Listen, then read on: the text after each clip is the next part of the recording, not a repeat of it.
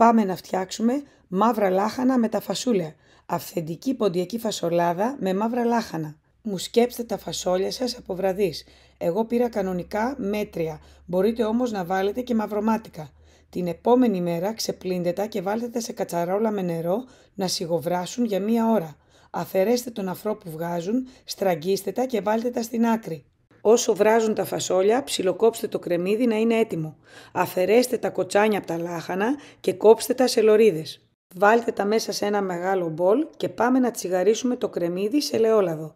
Θέλουμε απλά να μαλακώσει και να μην καεί. Εφόσον μαλακώσει, προσθέτουμε τα λάχανα και τα αφήνουμε να μαλακώσουν και αυτά. Μετά προσθέτουμε τα φασόλια και συμπληρώνουμε με ζεστό νερό και σιγοβράζουμε για 20 λεπτά. Μπορούμε να προσθέσουμε και καυτερή πιπεριά.